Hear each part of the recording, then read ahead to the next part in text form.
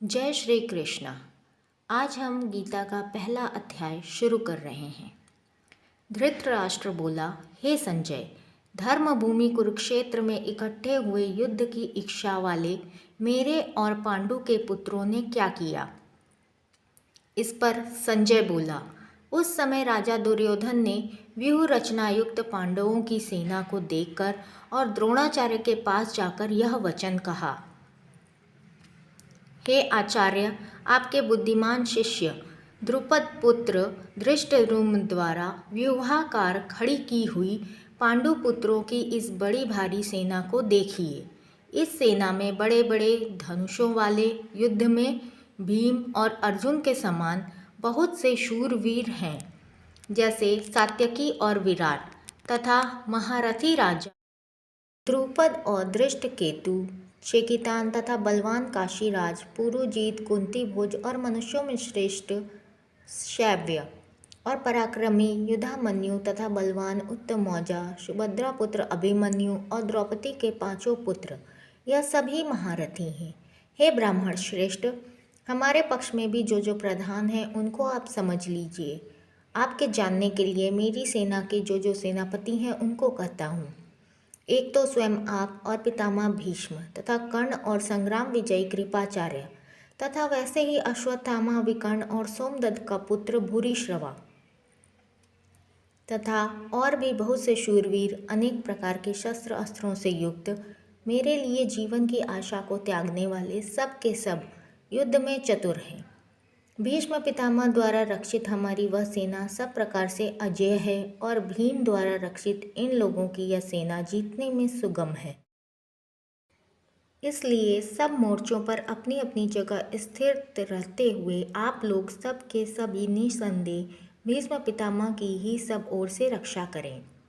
इस प्रकार द्रोणाचार्य से कहते हुए दुर्योधन के वचनों को सुनकर कौरवों में वृद्ध बड़े प्रतापी पितामह भीष्म ने उस दुर्योधन के हृदय में हर्ष उत्पन्न करते हुए उच्च स्वर से सिंह की नाद के समान गर्ज कर शंख बजाया।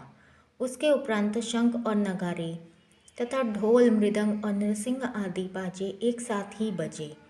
उनका वह शब्द बड़ा भयंकर हुआ। इसके उपरांत सफ़ेद घोड़ों से युक्त उत्तम रथ में बैठे हुए श्री कृष्ण महाराज और अर्जुन ने भी अलौकिक शंख बजाए। उनमें श्री कृष्ण महाराज ने पांचजन्य नामक शंख और अर्जुन ने देवदत्त नामक शंख बजाया। भयानक कर्म वाले भीमसेन ने पौंड्र नामक महाशंख बजाया।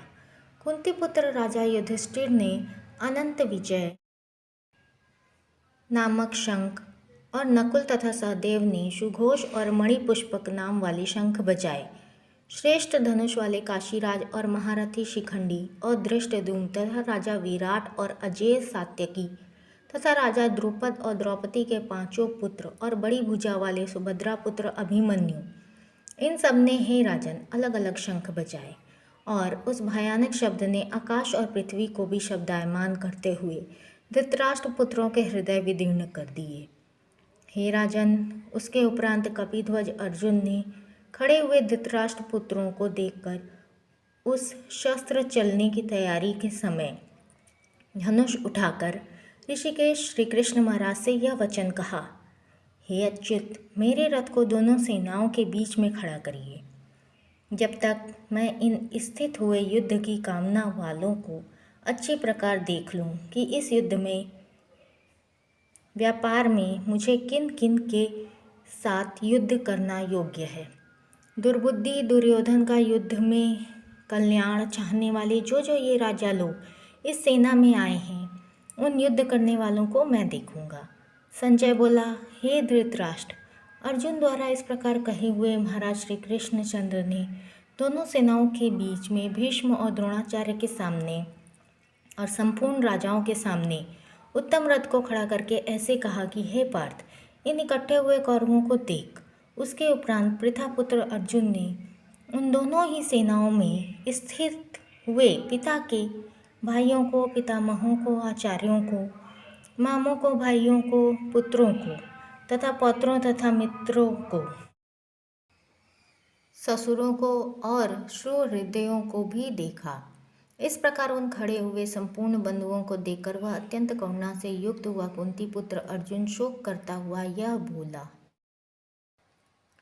हे कृष्ण, इस युद्ध की इच्छा वाले खड़े हुए स्वजन समुदाय को देखकर मेरे अंग शिथिल हुए जाते हैं और मुख भी सूखा जाता है और मेरे शरीर में कंप तथा रोमांच होता है तथा हाथ से गांडीव धनुष गिरता है और त्वचा भी बहुत जलती है तथा मेरा मन भ्रमित सा हो रहा है, इसलिए मैं खड़ा रहने के भी समर्थ नहीं हूँ।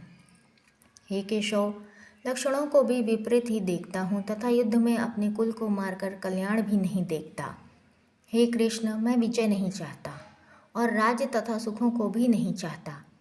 हे गोविंद, हमें राज्य से क्या प्रयोजन है अथवा भोगों से और जीवन से भी क्या प्रयोजन है, क्योंकि हमें जिनके लिए राज्य भोग और सुखादित इच्छित है वे ही यह सब धन और जीवन की आशा को त्याग कर युद्ध में खड़े हैं, जो कि गुरुजन, ताऊ, चाचे, लड़के और वैसे ही दादा, मामा, ससुर, पोते, साले तथा और भी संबंधी लोग हैं।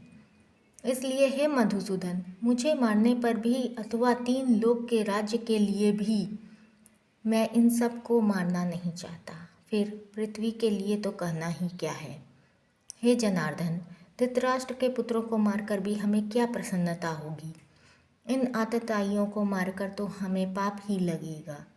इससे हे माधव, अपने बांधव धृतराष्ट्र के पुत्रों को मारने के लिए हम योग्य नहीं हैं, क्योंकि अपने कुटुंब को मारकर हम कैसे सुखी होंगे। यद्यपि लोभ से भ्रष्ट चित्त हुए यह लोग कुल के नाशकृत दोष को और मित्रों के साथ विरोध करने पर पाप को नहीं देखते हैं, परंतु हे जनार्दन, कुल के नाश करने से होते हुए दोष को जानने वाले हम लोगों को इस पाप से हटने के लिए क्यों नहीं विचार करना चाहिए, क्योंकि कुल के नाश होने से सनातन कुल धर्म नष्ट हो जाते हैं। धर्म के नाश होने से संपूर्ण कुल को पाप भी बहुत दबा देता है तथा हे कृष्ण, पाप के अधिक बढ़ जाने से कुल की स्त्रियां दूषित हो जाती हैं और हे वाषणेय, स्त्रियों के दूषित होने पर वर्ण संकर उत्पन्न होता है और वह वर्ण संकर कुल घातियों को और कुल को नरक में ले जाने के लिए ही होता है।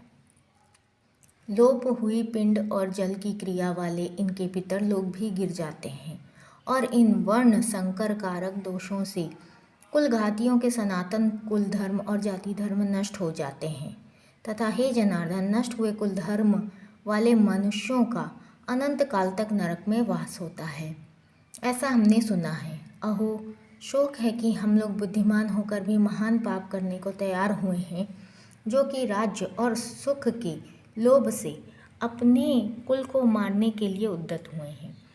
यदि मुझ शस्त्र रहित न सामना करने वालों को शस्त्रधारी धृतराष्ट्र के पुत्र रण में मारे तो वह मारना भी मेरे लिए अति कल्याणकारक होगा।